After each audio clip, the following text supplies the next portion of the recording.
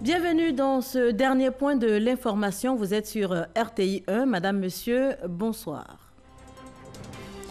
Le trophée de la Coupe du Monde au Palais de la Présidence. La Coupe Dame Coupe a été présentée officiellement au président Alassane Ouattara, le chef de l'État qui rêve de l'avoir installée dans l'armoire des éléphants de Côte d'Ivoire. La Côte d'Ivoire félicitée pour la bonne organisation des 8e Jeux de la francophonie qui se sont déroulés du 21 au 30 juillet 2017 ici à Abidjan. Un véritable succès selon le comité international des Jeux de la francophonie. L'actualité internationale nous conduira ce soir en Guinée où les femmes de l'opposition étaient dans les rues pour dénoncer des violences policières suite aux manifestations après les élections du mois dernier. Je vous le disais en titre, le trophée de la Coupe du Monde au Palais de la Présidence. Dame Coupe a été présenté officiellement au président Alassane Ouattara, le chef de l'État qui rêve de l'avoir installé dans l'armoire des éléphants de Côte d'Ivoire. La Coupe du Monde de football, notez-le, va se dérouler en juillet prochain. Ce sera en Russie. Livia Naïma. Après un premier passage en 2006, le trophée de la Coupe du Monde de football est de retour sur les bords de la lagune ébriée. Contrairement à 2006, les éléphants de Côte d'Ivoire ne seront pas au Mondial 2018, prévu au mois de juin en Russie. N'empêche, la Côte d'Ivoire est considérée par la FIFA, instance mondiale du ballon rond, comme une grande nation de football. Nous avons un autre honneur, c'est d'avoir été choisis parmi 51 pays et 80 villes pour recevoir ce trophée. La délégation de la FIFA est aujourd'hui à mi-parcours et elle a tenu à venir à Abidjan, en Côte d'Ivoire, parce qu'elle considère la Côte d'Ivoire comme une nation de sport. C'est le Français Christian Carambeu, champion du monde de 1998 et ambassadeur de la FIFA, qui a présenté le trophée au chef de l'État, seul droit privilégié de cette cérémonie, car les règles de la FIFA n'autorisent que les chefs d'État et les anciens vainqueurs de la Coupe du Monde à toucher le trophée. Ce trophée, il y a un parcours, il y a aussi l'excellence à travers ce trophée et bien sûr pour tout un chacun, la passion qui domine tous les enfants du monde, la passion qui domine ceux qui aiment le foot, les amateurs de foot et bien sûr aujourd'hui qui est devenu global. C'est aussi le propos de ce tour, de rencontrer les fans du monde et d'amener justement ce trophée que tout le monde en rêve. Ne cachant pas son pincement au cœur pour l'absence des éléphants au prochain mondial, le président Alassane Ouattara a tout de même souhaité plein succès à ce tournoi majeur. Je suis heureux, bien évidemment, d'accueillir ce trophée qui mobilise chaque 4 ans des millions de spectateurs et de téléspectateurs à travers le monde. Et le passage en Côte d'Ivoire est l'occasion de célébrer les valeurs sportives qui doivent inspirer notre jeunesse et tous nos compatriotes. La Côte d'Ivoire est une nation de football et nous en sommes très fiers. Et les Ivoiriens sont passionnés de football, y compris moi-même. Et c'est donc avec une grande fierté que nous organiserons d'ailleurs la Coupe d'Afrique des Nations en 2021. Le top départ de la Coupe du Monde 2018 sera donné le 14 juin prochain avec un match d'ouverture, la Russie face à l'Arabie saoudite. Les sénatoriales en Côte d'Ivoire vont, elles, se tenir le 24 mars prochain. La liste provisoire des candidatures retenues a été rendue publique par la CEI. 58 listes pour 116 candidats. Notez que le document sera transmis incessamment au Conseil constitutionnel en charge de publier la liste définitive des candidatures retenues. Bientôt, une banque digitale en Côte d'Ivoire, une première dans le pays et même dans la sous-région. L'objectif est de faciliter la gestion des comptes bancaires. Cérémonie de lancement suivie pour vous par Lansine Bakayoko et c'était en présence du ministre de l'économie numérique, Bruno Koné. Cette banque en ligne utilise tous les moyens digitaux à sa disposition. Des moyens destinés à rentrer en contact avec son client, notamment les mails, les réseaux sociaux et les messages par application mobile. Elle va en effet permettre de gérer via Internet toutes les opérations à effectuer dans la vie d'un compte bancaire. À partir de votre smartphone, vous aurez l'opportunité d'ouvrir un compte, et cela en maximum 15 minutes, mais également d'effectuer plus de 70 types de transactions, notamment tout ce qui est paiement, commande de chéquier, commande de carte. Donc tout ce que vous faites en vous rendant de façon physique à la banque, vous pourrez le faire à travers votre téléphone. Avec la banque digitale, point de problème de communication ou d'heure d'ouverture. L'accès en ligne est simple, sécurisé et le client y rencontre des conseillers bien plus disponibles que dans une agence traditionnelle jusqu'à tard le soir et même le week-end.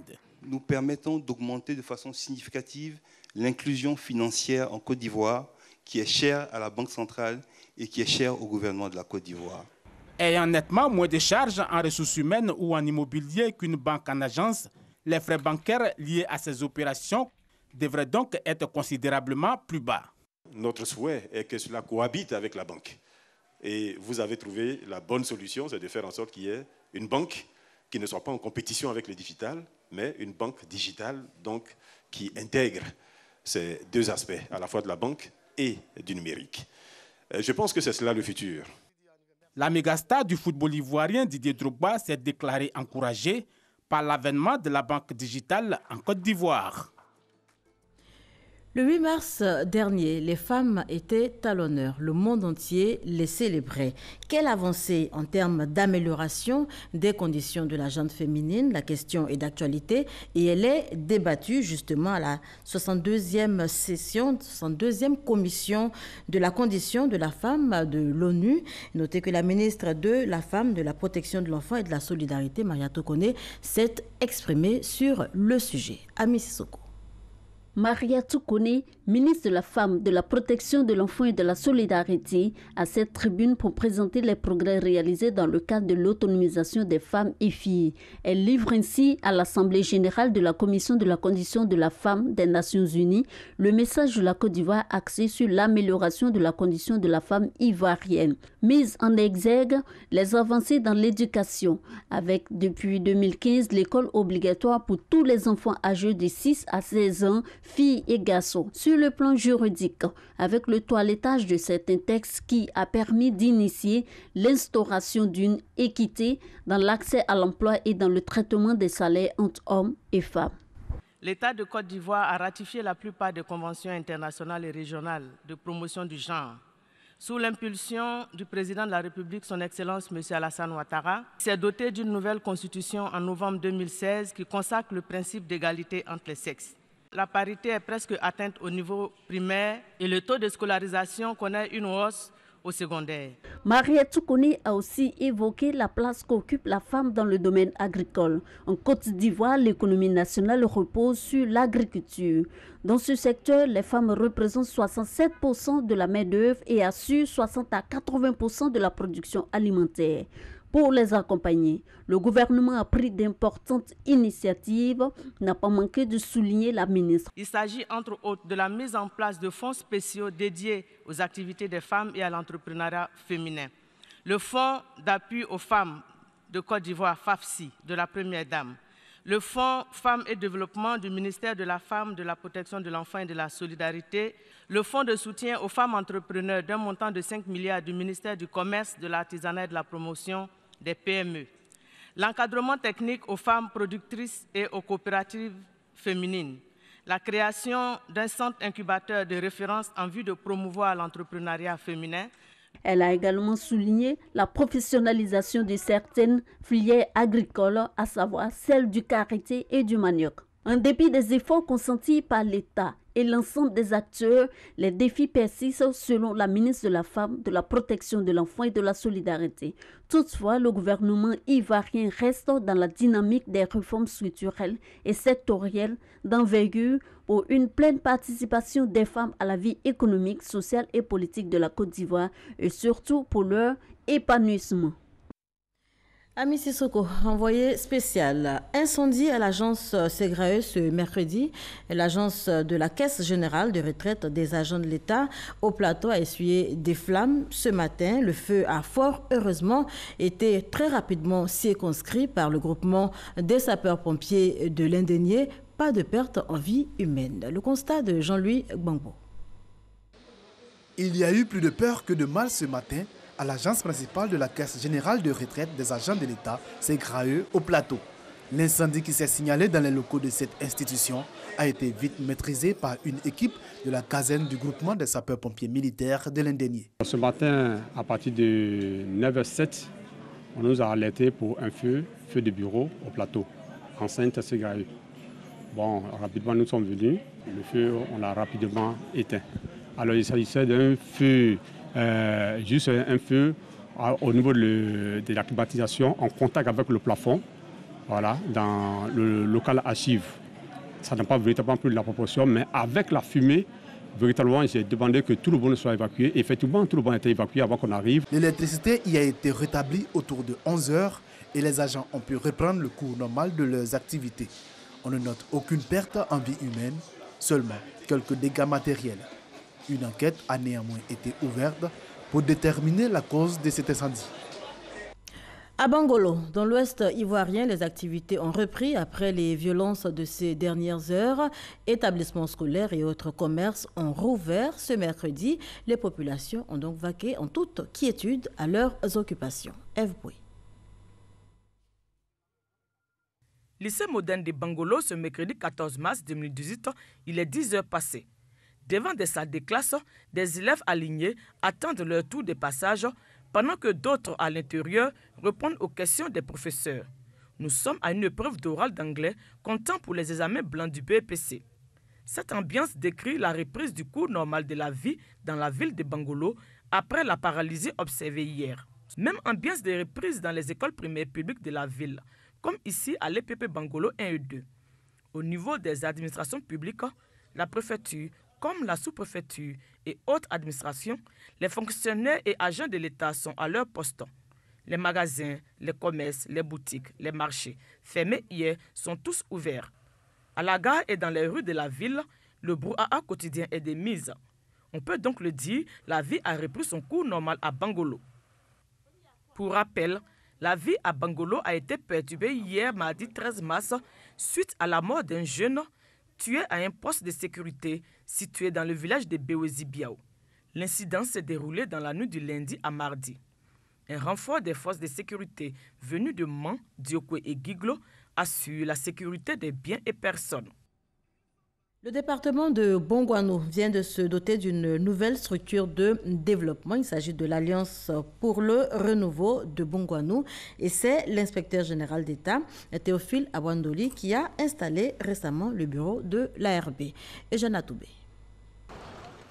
Le développement de Bongouanou et le progrès des populations des localités qui composent ce département. Une idée que partagent ces filles, fils des cadres, mais aucun cadre formel, aucune structure en termes d'association ou de mouvement pour donner forme à cette idée.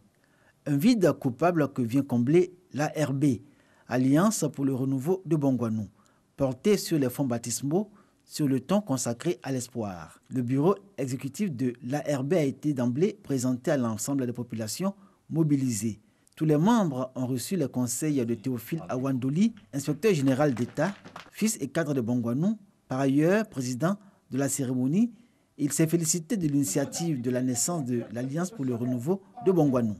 On attend de vous que vous ouvrez à la cohésion, à l'unité, la paix et le développement du Moronou.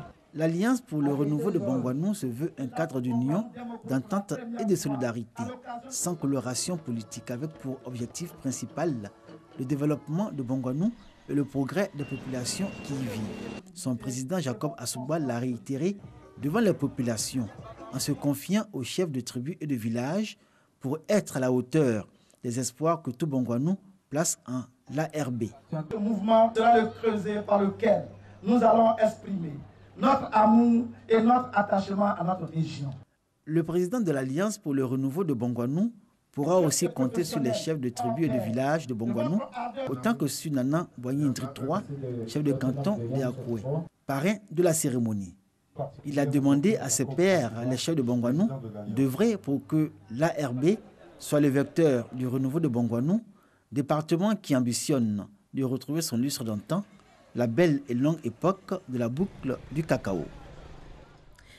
La Côte d'Ivoire projette de créer une université du chocolat. Le projet est en cours, mais avant, une visite dans une cité de chocolat en France avec le ministre de l'Agriculture a été organisée. Il faut rappeler que depuis plus de 3 décennies maintenant, le pays reste premier producteur du cacao avec plus de 40% de l'offre mondiale. Noël Niagno pour en parler. Que ce soit la nature ou l'homme, tout est primordial pour avoir un bon chocolat et c'est hyper intéressant parce qu'en plus il y a une palette aromatique qui est hyper large. Au niveau gustatif c'est top, tout le monde aime le chocolat. S'il est vrai que tout le monde aime le chocolat, il est tout aussi vrai qu'il n'y a pas de bon chocolat sans du bon cacao. Les paysans ivoiriens, après la démonstration de leur capacité à produire du cacao, 40% de l'offre mondiale, doivent désormais produire du cacao de qualité pour coller à la maxime « pas de bon chocolat sans du bon cacao », d'où l'invite aux producteurs ivoiriens. Vous avez déjà fait la preuve que vous pouvez produire du cacao. Maintenant, nous allons vous donner l'opportunité de faire la preuve que le cacao que vous produisez a une valeur de plus que celui qui est produit ailleurs à travers le monde. Cerner tous les contours de la fabrication du bon chocolat pour mieux outiller les producteurs du bon cacao a nécessité le déplacement du ministre de l'Agriculture et du Développement rural à Athènes-l'Hermitage en France, dans la Drôme, à 2 heures de Paris, en TGV, train à grande vitesse. Visite de l'école, de la Cité du chocolat et de l'usine de fabrication du chocolat Valorona. On meuble ce voyage dans la Cité du chocolat avec à la clé une vision. Le projet de l'Académie du cacao embrasse tout cela. Et donc ce que nous avons vu ici dans le projet du cacao et du chocolat, c'est une partie du projet de l'Académie du cacao et du chocolat que nous souhaitons avec les grands chocolatiers de ce monde et tous les grands pays producteurs. Nous souhaitons créer cette Académie du cacao et du chocolat à Abidjan. Nous sommes très avancés, les études vont démarrer d'ici la mi-2018 et nous espérons qu'au bout de 2-3 ans, nous aurons des études autour desquelles nous allons faire le tour de table pour commencer la mise en œuvre de ce projet dans notre pays. D'ici à là, imprégnons-nous de l'essence de l'école de Valorona et de son implantation dans le monde. Valorona a créé sa première école ici à Athènes-l'Hermitage il y a près de 30 ans. Et fort du succès de l'école, a décidé d'ouvrir sa 2e école à Tokyo il y a 10 ans. Puis il nous a paru évident d'avoir une adresse parisienne. Donc en 2009, nous avons ouvert une autre école, une 3e école à Paris-Versailles. Et la dernière, pour avoir une adresse sur le continent américain, a ouvert en 2014 à Brooklyn. C'est un centre de formation pour développer la culture du très bon chocolat dans les pâtisseries des pâtissiers du monde entier. Et ce qu'on fait au niveau de la Cité du chocolat, c'est de valoriser aussi cette matière première très noble qu'est le chocolat et le cacao auprès du grand public. Le nouveau challenge de la Côte d'Ivoire est ainsi décliné. Il reste à lui donner les moyens de sa réalisation. Et bonjour au bonheur du cacaoculteur, donc au leadership de la Côte d'Ivoire dans le cacao. La technologie LED, une technologie de production de légumes sains sous la lumière LED. L'application de ce procédé vise à, vous vous en doutez certainement, révolutionner l'agriculture ivoirienne. Présentation avec Jean-Louis Bongo. La technologie LED est un modèle agricole novateur qui permet de faire plusieurs récoltes par an grâce à des recettes d'éclairage adaptées. En découle une hausse du rendement et le consommateur qui se voit proposer des légumes cultivés localement. On utilise précisément dans cette technologie les lumières LED. Voilà, ça permet donc de produire des laitues vraiment de très bonne qualité. Non seulement on a la possibilité d'augmenter le poids de ces laitues, leur aspect physique est augmenté et puis la quantité de vitamines qu'il y a dans ces laitues est augmentée et il n'y a aucun risque puisque l'engrais qui est utilisé, c'est l'engrais biologique. L'Agence nationale de développement rural a tissé un partenariat avec l'université de Tamagawa au Japon en vue de s'approprier cette technologie et l'introduire en Côte d'Ivoire. L'objectif, c'est d'abord d'assurer la sécurité alimentaire, mais surtout d'assurer la qualité alimentaire, des produits que nous mettons à la disposition de nos populations. Et après, avec les partenaires commerciaux du marché, on verra. Si la demande est forte, et il est bon que des jeunes agriculteurs ivoiriens, des promoteurs ivoiriens puissent s'intéresser à la chose. L'unité d'expérimentation a été mise en place à Bingerville. Un transfert de technologies dans le monde agricole dont se félicite le gouvernement ivoirien. Ce projet, c'est vraiment, on pourrait dire, un des sommets de la qualité. Ça contribue à la stratégie globale d'amélioration non seulement de la productivité, mais de la qualité aussi de la production agricole en Côte d'Ivoire. Une unité de production d'une capacité de 3000 pieds de laitue par jour sera installée à Bingerville sous la supervision d'experts japonais. Elle sera dirigée par Eliane Nyan Kwadio, qui a été formé pendant une année à l'université de Tamagawa au Japon. Et on poursuit en images. Inauguré le 6 décembre 2017, le centre civique d'action pour le développement de Bembresso, dans la commune de Songon, a accueilli ses premiers pensionnaires le 9 mars dernier, et bien moins d'une semaine après l'arrivée de ces jeunes qui ont été recrutés sur la base du volontariat. Le ministre de la Promotion de la Jeunesse, de l'Emploi des Jeunes et du Service civique y a entrepris une visite de travail pour s'imprégner des réalités et échanger avec les bénéficiaires. Une nouvelle organisation vient de voir le jour. Il s'agit de l'Union des fondateurs de l'enseignement privé de Côte d'Ivoire, UFEPSI. Elle a pour principale mission accompagner le ministère de l'Éducation nationale, de l'enseignement technique et de la formation professionnelle dans sa promotion d'un enseignement de qualité pour nos élèves. Davis Oyo.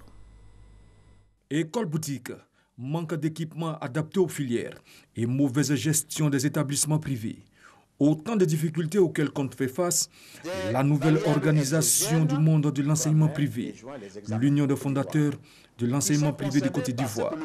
L'idée, accompagner le gouvernement dans l'amélioration de la prise en charge éducative des élèves et étudiants de Côte d'Ivoire. L'Union des fondateurs de l'enseignement privé de Côte d'Ivoire, UFEPSI, a vocation la promotion des établissements privés, du préscolaire et scolaire, du secondaire général technique et professionnel et enfin du supérieur.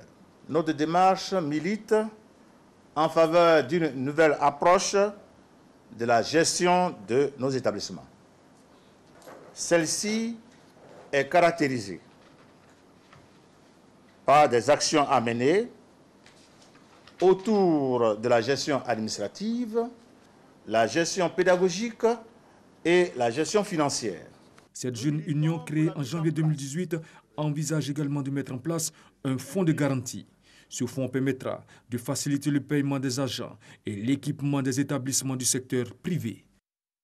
Et le reportage de Davis Oyo est commenté par Abou Sanogo. Le Massa 2018, on en parle à présent. Le Burkina Faso participe à cette 10e édition du marché des arts et du spectacle africain. Marché des arts et du spectacle d'Abidjan désormais. En marge de cet événement, eh bien, le ministre burkinabé des Arts et du Tourisme et le ministre ivoirien de la Culture ont fait le point du traité d'amitié de coopération culturelle entre les deux pays. On fait le point donc avec Serge Collier. La Côte d'Ivoire et le Burkina Faso, deux pays frères qui renforcent leur coopération à chaque occasion. La 10e édition du marché des arts du spectacle d'Abidjan donne l'occasion aux deux ministres de la Culture de faire le point du traité d'amitié et de coopération. Le point qui a été fait est satisfaisant. Vous vous souvenez de la brillante participation de la Côte d'Ivoire au FESPACO 2017, qui a été renforcée par la présence du président Alassane Ouattara aux côtés de son homologue burkinabé. Nous travaillons de commun accord pour faire avancer les activités de nos deux pays. Et donc ce point nous permet d'envisager des perspectives pour 2018. Le ministre burkinabé de la Culture, des Arts et du Tourisme conduit une délégation d'artistes venus participer à la 10e édition du marché des arts du spectacle d'Abidjan. Nos deux chefs d'État ont pour ambition évidemment de faire de nos deux États un pôle pour faire avancer très sérieusement le processus de construction de l'intégration non seulement sous-régionale, mais l'intégration régionale. Et de ce point de vue, La meilleure porte d'entrée dans la construction de ce processus, c'est la culture. Les artistes du Burkina Faso entendent promouvoir la culture du pays des hommes intègres. La Côte d'Ivoire félicitée pour la bonne organisation des 8e Jeux de la francophonie qui se sont déroulés du 21 au 30 juillet dernier, 30 juillet 2017 donc, et ici même à Abidjan. Un véritable succès selon le Comité international des Jeux de la francophonie, comité qui s'est réuni récemment à Paris en France à l'occasion de la 14e réunion de son conseil d'orientation. Isaïo. Après le succès des 8e Jeux de la francophonie à Abidjan, l'heure est à la reconnaissance. La Côte d'Ivoire a été félicitée à l'issue de la 14e réunion du Conseil d'orientation du Comité international des Jeux de la francophonie, CIJF. Ce conseil présidé à Paris, en France, par la Marocaine Latifa Moftaki, a salué la parfaite organisation de ces Jeux au bord de la lagune Ébrié. La Côte d'Ivoire a su relever le défi vraiment avec brio. Elle a été au-delà de toutes nos espérances. Donc on la félicite du fond du cœur pour le travail qu'elle a accompli, pour tout l'investissement, que ce soit humain et financier, qu'elle a fait pour l'organisation de ces Jeux. Abidjan a mis en place un nouveau standard, mondial, et que les Jeux ne voudront plus et ne pourront plus être autre chose qu'après Abidjan. Il faut que la francophonie dans son ensemble se mobilise et que les nouveaux candidats se préparent en conséquence pour pouvoir continuer à faire les aspects festifs du jeu. Le succès des 8e Jeux de la francophonie a été possible grâce à la qualité organisationnelle déployée, notamment la modernisation du système d'inscription, la forte mobilisation des partenaires associatifs, institutionnels, des médias. À cela s'ajoute la qualité des infrastructures sportives et culturelles, des commodités obtenues grâce à la volonté des autorités du pays. Au sortir de cette réunion, nos regards se tournent vers notre pays et son président pour tout le travail qui a été accompli. Nous n'avons pas de mérite, nous n'avons été qu'animateurs de tout ce qui a été fait. Le mérite en revient au chef de l'État, au Premier ministre, au vice-président, aux membres du gouvernement, à notre représentant spécial auprès de la francophonie, ici au représentant du chef de l'État auprès de la francophonie, et aux experts de l'OIF qui n'ont ménagé aucun effort pour apporter leur contribution au succès des Jeux d'Abidjan. C'est le lieu de rappeler que les 8e Jeux de la francophonie se sont déroulés du 21 au 30 juillet 2017 à Abidjan. Ils ont mobilisé plus de 4000 athlètes et accompagnateurs, 700 journalistes, 500 000 spectateurs et 500 millions de téléspectateurs. À présent, l'actualité internationale a commencé par la Guinée.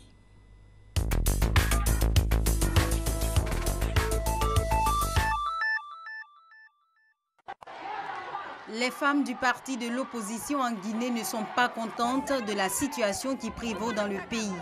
Et elles n'ont pas manqué de le démontrer. Des milliers de Guinéennes vêtues de blanc, 10 000 environ, sont descendues dans les rues de Conakry ce mercredi pour protester contre les violences policières lors de manifestations après les élections du mois dernier. Répondant à l'appel des femmes du principal parti d'opposition, l'UFDG, les manifestantes ont défilé sur environ 3 km dans la capitale guinéenne en brandissant des banderoles. Angela Merkel, la chancelière allemande, entame un 4e mandat. Les députés allemands l'ont réélu ce mercredi. Sur 688 votes valables, 364 députés ont voté en sa faveur à bulletin secret. La dirigeante se voit confier un 4e mandat consécutif à la tête du gouvernement allemand après avoir réussi à constituer une coalition réunissant son parti, l'Union chrétienne démocrate, CDU, et les sociaux-démocrates du SPD. L'un des esprits les plus brillants de la planète s'en est allé. L'astrophysicien Stephen Hawking est décédé à l'âge de 76 ans. Un personnage hors norme, cloué sur un fauteuil par la maladie de Charcot depuis 50 ans. Une situation qui ne l'a pas empêché d'être l'un des scientifiques les plus reconnus de ces dernières décennies. Ses travaux sur les trous noirs ou encore sa théorie du tout lui ont valu la reconnaissance de ses pairs, mais aussi du grand public qu'il a su toucher à travers ses ouvrages de vulgarisation, notamment Une brève histoire du temps, vendu à 10 millions d'exemplaires.